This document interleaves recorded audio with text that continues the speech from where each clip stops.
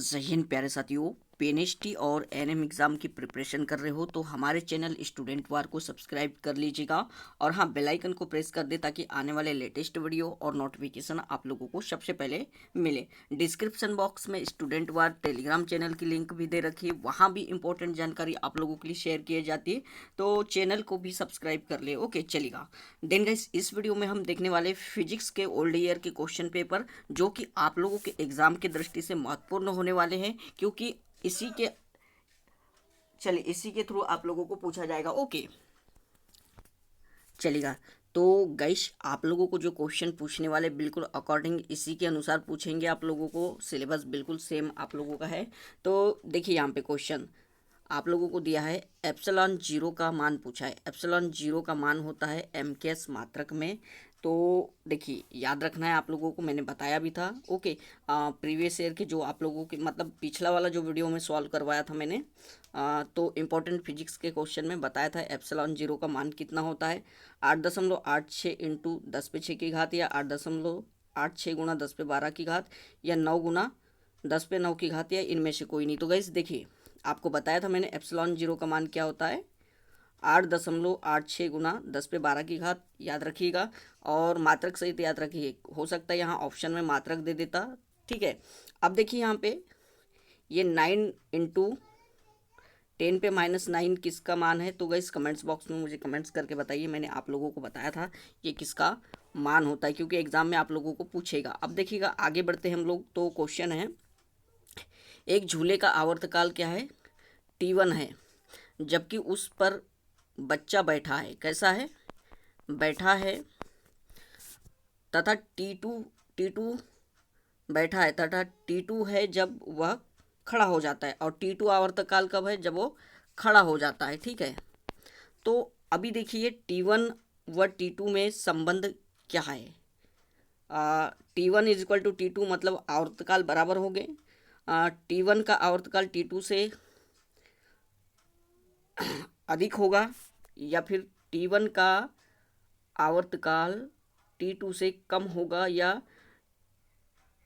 2T21 is equal to T1। तो ये देखिए, इस प्रकार से संबंध है आप लोगों का। तो देखिएगा यहाँ पे, ये आप लोगों का याद रखना, T1 ग्रेटर देन T2, यानी T1 का आवर्तकाल अधिक होगा। ठीक है, ये बोल रहा है। बढ़ेंगे अगले क्वेश्चन की ओर। अगला क्वेश्चन देखतेगा। देखिए, ये रहा आप लोगों के सामने, बिल्कुल ऐसे ही क्वेश्चन आप लोगों को आने वाले हैं। ठीक है, चलिए इसको थोड़ा सा जूम आउट कर लेते हैं। क्वेश्चन पढ़ रहा हूँ मैं। यदि इनपुट ए और सी के मध्य दिया जा रहा है, इनपुट ए और सी के मध्य दिया जा रहा है, ठीक है, तो आर के सापेक्ष आउटपुट होगा पूर्ण तरंग दृष्टिकारी, अर्ध तरंग दृष्टिकारी, प्रत्यावर्ती धारा, या इनमें से कोई नहीं। तो गाइस, ये देखिए, ये एक ब्रिज रेक्टिफायर दिया है। क्या है, ब्रिज रेक्टिफायर। ओके, मतलब ब्रिज दृष्टकारी दिया है, जिसमें से आपको बताना है कि ए और सी के बीच में जब दिया जा रहा है वोल्टेज, तो ये आप लोगों का कौन सा कहलाता है। तो आपको बता दूं मैं, ये दो रेक्टिफायर जब होते हैं परिपथ में, मतलब दो डायोड जुड़े होते हैं परिपथ में, ये आप लोगों ने देखा होगा रेक्टिफायर, यानी मतलब जो आप लोगों का परिपथ होता है उसको। तो देखिए, ये वाला कौन सा परिपथ कहलाता है, तो ये आप लोगों का पूर्ण तरंग दृष्टिकारी कहलाता है। ठीक है, याद रखिएगा, पूर्ण तरंग दृष्टिकारी कहलाता है। ओके, चलिए। तो आप लोगों को देखिए पढ़ना क्या है, ये इससे भी समझ में आ रहा होगा। इसको डिटेल में पढ़ के जाइएगा बिल्कुल। यहाँ पे देखिए, अब देखिए, ये आप लोगों का न्यूमेरिकल है। हाँ, यदि पतले प्रिज्म का कोण 10 एंगस्ट्रॉम और म्यू इज इक्वल टू 1.5 हो, तो इसके द्वारा उत्पन्न विचलन कोण आपको ज्ञात करना है। विचलन कोण कैसे ज्ञात करोगे। अब गाइस, आप लोगों को सूत्र पता होगा विचलन कोण का, तो डेल इज इक्वल टू होता है, देखिएगा सूत्र याद रखना होगा आपको, del is equal to mu -1 A होता है। इसमें ए क्या है, प्रिज्म का कोण है, और ये आप लोगों का डेल विचलन कोण है। ठीक है, और देखिए म्यू का मान भी दे रखा है क्वेश्चन में आप लोगों का, तो रख देंगे इस फॉर्मूले में। ठीक है, ठीक है, del is equal to mu का मान कितना दिया है, 1.5 -1 सूत्र में था, इंटू विचलन कोण ए का मान कितना दिया है 10 डिग्री। अभी इसको सॉल्व करेंगे तो यहाँ कितना बचेगा 0.5 बचेगा। 1.5 से 1 घटाएंगे तो 0.5 बचेगा। इंटू में आपका क्या है 10 है। अभी देखिए इसको सॉल्व करेंगे 0.5 तो ये आप लोगों का आ जाएगा 5/10 गुणा 10 आ जाएगा। तो 10 से 10 कैंसिल हो जाएगा, बचेगा कितना 5 डिग्री। तो ये इस प्रकार से सूत्र में मान रख के आपको ज्ञात करना है। ठीक है, बढ़ेंगे अगले क्वेश्चन की ओर। तो देखिएगा अगला क्वेश्चन है आप लोगों का चाल एवं दूरी वाला जो है आप लोगों का क्वेश्चन आया है। देखिए 2 रेलगाड़ियाँ समांतर पटरियों पर एक दूसरे की ओर जा रही है। समांतर पटरियों पर इधर भी पटरी है, ये पटरियाँ है। ठीक है, तो एक ट्रेन इस साइड से आ रही है और एक ट्रेन इस साइड से जा रही है, मतलब समानांतर जा रही है। ठीक है, तो प्रत्येक रेलगाड़ी की लंबाई है 50 मीटर। ओके, रेलगाड़ी की लंबाई दोनों की 50 मीटर है। वेग क्रमशः कितने हैं 10 मीटर पर सेकंड एवं 15 मीटर पर सेकंड। तो देखिए यहाँ पे क्या होगा जब रेलगाड़ी एक दूसरे के समांतर जाती है, मतलब एक दूसरे के विपरीत दिशा में जाती है। ठीक है, एक दूसरे की ओर आ रही है, मतलब एक दूसरे के विपरीत जा रही ना, तो चाल क्या होता है आपस में जुड़ जाती है। ओके, तो चाल क्या हो जाएगा जुड़ जाएगा 10। ये आप लोगों का टोटल v कितना हो जाएगा 10 + 15 कितना 25 आ जाएगा। ठीक है, और आप लोगों की रेलगाड़ी की लंबाई 2 रेलगाड़ी है ना 50-50 की, तो टोटल लंबाई डिस्टेंस कितनी हो जाएगी आप लोगों की 100 मीटर हो जाएगी। कितनी 100 मीटर हो जाएगी 50-50 जुड़ के। अब आपको फॉर्मूला याद होगा, चाल = क्या होता है दूरी बटे समय। दूरी बटे समय। अभी हमको ज्ञात समय करना है। ठीक है, वे एक दूसरे को कितने में पार करेगी। तो देखिए चाल कितनी आई थी टोटल, अपेक्षित चाल उनकी आई थी 25। ठीक है, चलेगा, अपेक्षित चाल कितनी आई थी उनकी 25 आई थी, = दूरी दूरी कितनी आई है टोटल 100 आई है बटे में t। ठीक है, अभी देखिए यहाँ पे t का इस साइड पक्षांतर हो जाएगा और 25 का बटे में चले जाएगा 100/25, तो 25 चौका 100 हो जाएगा। तो इसका कितना उत्तर आ जाएगा आप लोगों का 4 सेकंड आ जाएगा। ठीक है, चलिए बढ़ेंगे अगले क्वेश्चन की ओर। तो देखिए अगला क्वेश्चन आप लोगों का क्या है गाइस, किरचॉफ का प्रथम एवं द्वितीय नियम क्रमशः किसका संरक्षण दर्शाते हैं। रेखीय संवेग और कोणीय संवेग का, आवेश और ऊर्जा का, संवेग और ऊर्जा का, या आवेश और रेखीय संवेग का। तो ये आप याद रखिएगा, किरचॉफ का प्रथम नियम क्या दर्शाता है आवेश संरक्षण को, और द्वितीय नियम क्या दर्शाता है ऊर्जा संरक्षण को। ये हमेशा याद रखिए, मोस्ट आईएमपी क्वेश्चन है। और किरचॉफ के नियम से भी न्यूमेरिकल पूछते, तो हम लोग एक अलग से न्यूमेरिकल की क्लास लाने वाले हैं जल्द ही। देखिएगा यदि 10 सेंटीमीटर त्रिज्या के एक गोले को 10⁻⁵ कूलाम आवेश दिया जाता है तो उसका विभव क्या होगा। 10 सेंटीमीटर त्रिज्या वाला एक गोला है। ओके, 10 सेंटीमीटर वाला, उसको 10⁻⁵ कूलाम का आवेश दिया जाता है, तो इसका विभव ज्ञात करने बोला है। विभव तो एक फॉर्मूला होता है विभव का, देखिएगा विभव ज्ञात करने का v = K × Q/R। ठीक है, ये फॉर्मूला याद रखिएगा, v = K/Q/R होता है। ओके, चलिए अगर विद्युत क्षेत्र की तीव्रता ज्ञात करने बोलता तो फिर फॉर्मूला अलग हो जाता। ठीक है, E = हो जाता आपका क्या K × Q/R² हो जाता। लेकिन अभी क्या मात्र वोल्टेज ज्ञात करने बोला है, तो V = ये मात्र R रहेगा, स्क्वायर नहीं रहेगा R का। ठीक है, तो चलिए अभी फॉर्मूले में वैल्यू पुट करेंगे। V = K का मान आपको पता होगा, K को परावैद्युतांक कहते हैं, और इसका मान 10 × 10⁹ होता है। ठीक है, 10 × 10⁹ होता है, और मान याद रख लोगे तभी बना पाओगे। 10 × 10⁹ होता है K का, परावैद्युतांक का मान होता है। ठीक है, और Q का मान कितना दिया है 10⁻⁵ कूलाम बटे R का मान कितना दिया है 10 सेंटीमीटर। तो इसको मीटर में कन्वर्ट करना पड़ेगा सेंटीमीटर को, तो 10 गुना सेंटी को हम 10 पे -2 की घात लिख लेंगे। ठीक है, चलिए तो ये मीटर में चेंज हो गया है। अब सॉल्व करेंगे तो देखिएगा यहाँ पे आराम से, चलो तो देखिए ये आप लोगों का जो है 10⁻1 की घात है 10 पे, और ये -2 की है।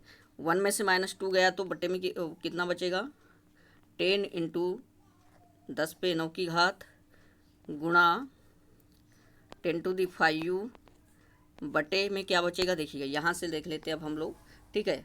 कट करने पे क्या बचेगा, 9 गुणा 10 पे 9 की घात गुणा 10 पे यहाँ 5 की घात है आवेश, और 10 पे 1 की घात गुणा 10 पे -2 की घात थी, तो वहाँ से 1 चला जाएगा और 10⁻1 बचेगा आप लोगों का, ठीक है। चलिए अभी देखिए यहाँ पे क्या होगा, तो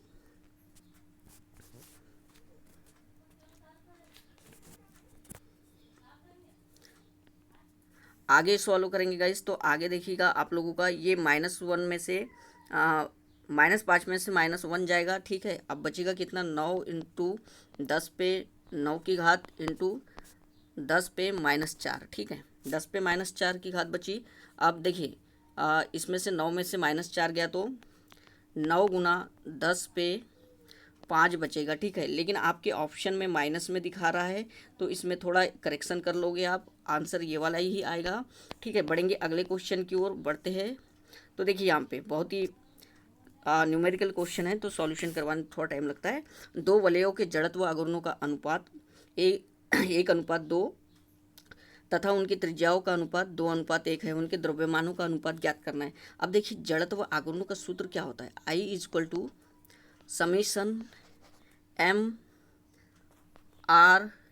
= ओके। मतलब द्रव्यमान गुणा त्रिज्या के वर्ग के गुणनफल को हम क्या कहते हैं, जड़त्व आघूर्ण कहते हैं। इसमें आप लोगों को I1 = I1/I2 का अनुपात दिया है कितना, देखिएगा यहाँ पे 2 अनुपात कितना दिया है, 1, और उनकी त्रिज्याओं का मतलब R1/R2 का अनुपात कितना दिया है, 2 अनुपात, यहाँ भी 1, यानी दोनों सेम अनुपात दी है। उनके बीच में द्रव्यमानों का अनुपात ज्ञात करने बोला है। तो देखिए द्रव्यमानों का अनुपात निकालेंगे तो यहाँ से फार्मूला क्या बन जाएगा आप लोगों का, आप देखिएगा, ओके। चलिए सबसे पहले मैं यहाँ फार्मूला लिख देता हूँ, समीशन mR², ओके। तो द्रव्यमानों का निकालने वाला है m1/m2 का, तो क्या हो जाएगा, देखिए ये r का पक्षांतर यहाँ हो जाएगा, तो I1 R1² I2 R2², तो अभी मान रख देंगे यहाँ पे इनका, ठीक है। तो देखिए मान रखेंगे तो कैसे निकालेगा, देखिएगा यहाँ पे, चलिए ये अनुपात हमारे पास दे रखा है I1 और I2 का अनुपात, तो यहाँ I1/I2, ठीक है। I1 का मान 2 है और I1 का 1 है, ठीक है। और फिर यहाँ पे देखिएगा R1, चलिए दोबारा देखते हैं हम लोग, पहले ये अनुपात भी लिख लेते हैं, ठीक है, तभी समझ में आएगा आपको। I1/I2 का अनुपात है आप लोगों का 2:1, और R1/R2 का अनुपात है 2:1। तो फार्मूले में मान रखेंगे, वो फार्मूला निकाले थे हमने, m1/m2 = I1 का मान 2 है, बट अनुपात में है तो R1 का 2 है, इसका स्क्वायर होके 4 आ जाएगा यहाँ पे। और फिर देखिएगा उसी प्रकार I2 का मान कितना है, 1, और अनुपात R1 का मान कितना है, 1 है, तो 1 का स्क्वायर 1 ही होगा, यहाँ पे बचेगा बटे में आपका 1 ही, तो ये आ जाएगा 2 दूनी 4, मतलब 1/2 बच रहा है। तो m1/m2 का क्या हो जाएगा, 1/2 अनुपात आएगा, मतलब 1:2 इसका उत्तर होगा। चलिए तो 1:2 इसका उत्तर हो जाएगा। बढ़ते हैं अगले क्वेश्चन की ओर। अगला क्वेश्चन देखते हैं गाइस। तो देखिए ये आप लोगों का है एक 60 kg, अच्छा ये वाला नेक्स्ट देखते हैं क्लास में, अब लेके आएंगे। अगला बढ़ते हैं हम लोग, चलिएगा 60 न्यूटन उसका उत्तर होगा। ये देख लेते हैं हम लोग ये वाला क्वेश्चन, ठीक है। चलिए अब देखिए यहाँ पे एक सर्कल में आप लोगों के बहुत सारे रजिस्टेंस जुड़े हैं, ठीक है। ए बी उपकरण में धारा का मान ज्ञात करना है, ठीक है। और 6 वोल्ट से जुड़ा हुआ है बहुत सारा रजिस्टेंस। तो हमको सबसे पहले तो टोटल ये यहाँ पे ओम का नियम लागू होगा। ओम का नियम आप लोगों को पता है ना, V equal to I R, ठीक है। तो हमको वोल्टेज भी दिया है और रजिस्टेंस ज्ञात कर लेंगे तो आप लोगों का ज्ञात हो जाएगा धारा। तो सबसे पहले इनको सॉल्व करेंगे। तो देखिए ये 1 वाला, ये 1 ओम, 1 ओम और 1 ओम दोनों कैसे है, श्रेणी क्रम में है तो जुड़ जाएंगे। ये श्रेणी क्रम में फार्मूला होता है, दो रजिस्टेंस जुड़ जाते हैं, ठीक है। तो 2 ओम आ जाएगा, ठीक है। अब ये जुड़ के 2 ओम आया, ठीक है। तो यहाँ पे देखिए, यहाँ पे 2 ओम और 2 ओम, ठीक है। ये वाला ये कैसे है, समांतर में है। समांतर में क्या हो जाएगा, 1/2 प्लस 1/2, ये मिल के निकलेंगे तो आप लोगों का आंसर कितना आएगा। देखिए एलसीएम 2 और ये ऊपर वाले दोनों जुड़ जाएंगे तो 1 ही आएगा। मतलब इतना टोटल सॉल्व हो के अब कितना आया, यहाँ पे 1 ओम आ गया, ठीक है। अब देखिए नीचे आ जाइए आप लोग, ये दोनों भी दो ओम और 2 ओम कैसे श्रेणी क्रम में, तो जुड़ के कितने 4 ओम हो जाएंगे। अब देखिए 4 ओम और 4 ओम ये दोनों कैसे हो गए, एक दूसरे के पैरेलल हो गए। तो बताया था मैंने पैरेलल में 1/4 प्लस 1/4, ठीक है। अभी एलसीएम 4 और 1 और 1 जुड़ जाएंगे तो 2, तो ये कितना आ जाएगा आप लोगों का, देखिएगा 2 दूना 4, मतलब 1/r इज इक्वल टू 1/2 आ रहा है। इसको पलट देंगे गाइस तो ये कितना आ जाएगा आप लोगों का 2 ओम, ठीक है। तो अभी देखिए ये टोटल सॉल्व हो के कितना आ गया, अब ये 2 ओम आ गया। अब देखिए ये 1 ओम और 2 ओम ये कैसे हो जाएंगे, ये पैरेलल में हो जाएंगे।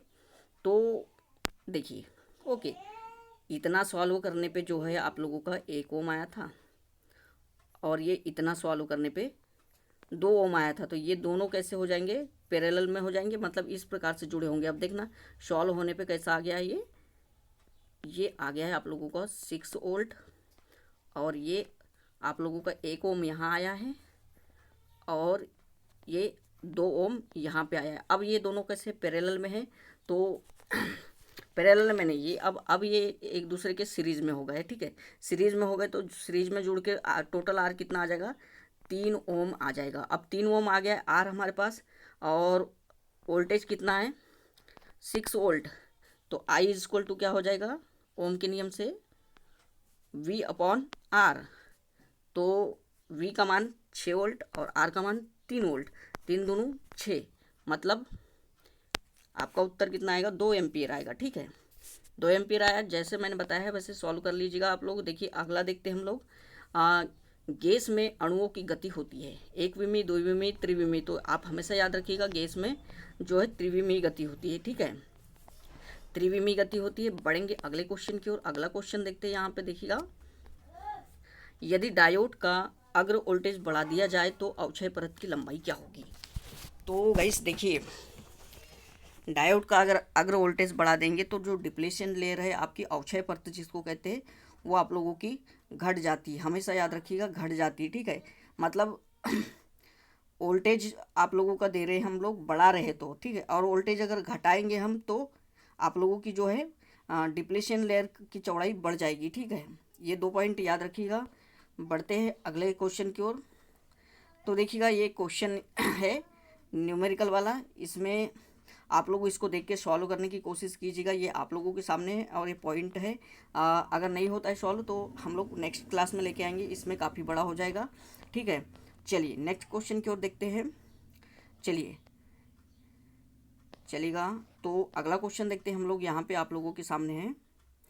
जितने भी न्यूमेरिकल अगर इसमें बच जाएंगे तो हम लोग नेक्स्ट क्लास में कर लेंगे, ठीक है। विचलन विहीन विक्षेपण प्राप्त होते हैं। विचलन विहीन विक्षेपण प्राप्त होते साधारण प्रिज्म द्वारा, भिन्न भिन्न कांच तथा भिन्न भिन्न कोणों के दो प्रिज्मों द्वारा, 2 भिन्न भिन्न कांच के समान कोणों के प्रिज्म द्वारा, या 2 समान कांच के प्रिज्म जिनके कोण भिन्न हो। तो ये आप लोगों का होगा, चलेगा भिन्न भिन्न कांच तथा भिन्न भिन्न कोणों के दो प्रिज्म द्वारा। ठीक है,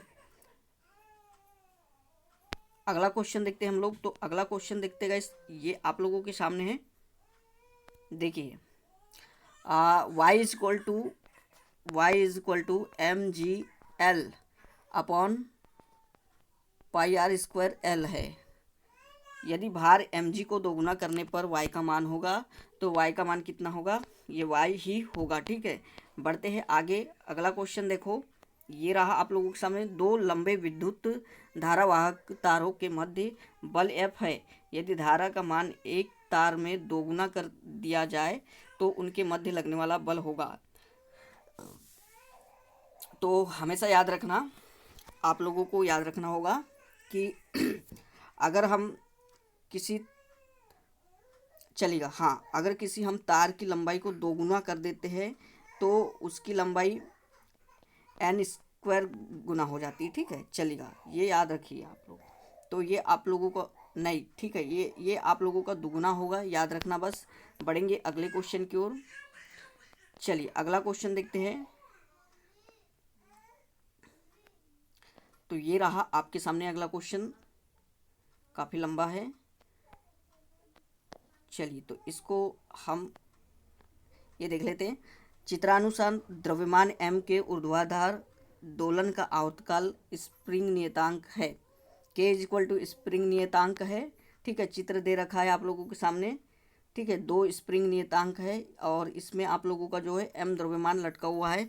तो इसका आवर्तकाल क्या होगा? तो ये आप लोगों का बहुत ही मस्त क्वेश्चन है, ये रख लीजिएगा आप। इसका आवर्तकाल क्या होगा? तो ये होगा आप लोगों का t इज टू 2 रूट में m/k1 + k2 होगा। चलिए आगे देखते हैं हम लोग। चलिएगा, बहुत सारे न्यूमेरिकल यहाँ पे मैं अभी अटेम्प्ट नहीं कर पा रहा हूँ। ठीक है, तो उनको हम लोग नेक्स्ट क्लास में आप लोगों के लिए लेके आएंगे, क्योंकि ये काफ़ी बड़ा वीडियो हो जाएगा। ठीक है, चलिएगा बढ़ते हैं आगे। चलिए नेक्स्ट क्वेश्चन आप लोगों के सामने, जो न्यूमेरिकल छोड़ा है मैंने वो आप लोगों के लिए ज़रूर लाऊंगा। प्रकाश विद्युत प्रभाव द्वारा आइंस्टीन ने सिद्ध किया h इज टू न्यू। ठीक है, ये h इज टू न्यू। आगे बढ़ेंगे अगले क्वेश्चन की ओर। तो देखिए अगला क्वेश्चन आप लोगों का क्या है। जड़त्व आघूर्ण निर्भर करता है द्रव्यमान पर, द्रव्यमान वितरण पर, कोणीय वेग पर या घूर्णन अक्ष की स्थिति एवं द्रव्यमान वितरण पर। तो ये आप याद रख लीजिएगा, घूर्णन अक्ष की स्थिति एवं द्रव्यमान पर जड़त्व आघूर्ण निर्भर करता है। जड़त्व आघूर्ण का आप लोगों से मैंने पूछ लिया था मात्रक क्या होगा, तो ये भी आप लोगों को बताना होगा। I is to summation mr² होता है इसका फॉर्मूला। तो देखिएगा क्या होगा इसका, न्यूटन मीटर स्क्वायर होगा मात्रक। चलिए याद रखिएगा इस प्रकार से। उसका विमेय सूत्र भी पूछ सकता है आप लोगों का। चलिए अभी देखिए यहाँ पे भू स्थिर उपग्रह की कोणीय चाल होती है, तो ये कितनी होती है? π/12 रेडियन घंटा होती है। याद रख लीजिएगा 180/12 पाई का मान होता है रेडियन घंटा। ठीक है, चलिए मतलब 6 दूनी 12, 6 त्रिक 18 और फिर 2 15, मतलब 15 रेडियन पर घंटा। ठीक है, 15 डिग्री रेडियन पर घंटा होता है। तो चलिए बढ़ेंगे अगले क्वेश्चन की ओर। अगला क्वेश्चन देख लेते गाइस। चलिए ये क्वेश्चन क्या कह रहा है। एक आर त्रिज्या की वृत्तीय कुंडली किसी एक समान चुंबकीय क्षेत्र में इस प्रकार रखी जाती है कि अक्ष चुंबकीय क्षेत्र के लंबवत हो। यदि कुंडली में प्रवाहित धारा है तो उस पर चुंबकीय बल का मान क्या होगा? तो ये होगा 0 आपका। ठीक है, चलिएगा 0 होगा। चलिए बढ़ेंगे अगले क्वेश्चन की ओर। तो अगला क्वेश्चन देख लेते हैं हम लोग। ओके, चलिए हेनरी मानक है धारिता का, चुंबकीय क्षेत्र का, चुंबकीय फ्लक्स का या स्वप्रेरकत्व का? तो आपको पता है ये मात्रक इंडक्टर का होता है, स्वप्रेरकत्व का, जिसको L से डिनोट करते हैं हम। ओके, क्या होता है? स्वप्रेरकत्व। चलिएगा नेक्स्ट क्वेश्चन आप लोगों का। चलिए ये क्वेश्चन बनाने की कोशिश कीजिए। एक फोटान का तरंगदैर्घ्य 5000 एंगस्ट्रॉम है तो उसकी ऊर्जा क्या होगी। तो ये आप लोगों का E equal to H nu वाले फार्मूले से निकलेगा, तरंगदैर्घ्य वाले से। चलिएगा गाइस, नेक्स्ट क्लास में हम लोग जो बचे वाले न्यूमेरिकल थे वो भी लेकर आने की कोशिश करेंगे। हमारे चैनल को अभी तक सब्सक्राइब नहीं किया है गाइस तो सब्सक्राइब जरूर कर लीजिएगा, बेल आइकन को प्रेस कर दे ताकि आने वाले सभी लेटेस्ट वीडियो आप लोगों को सबसे पहले मिले। ओके।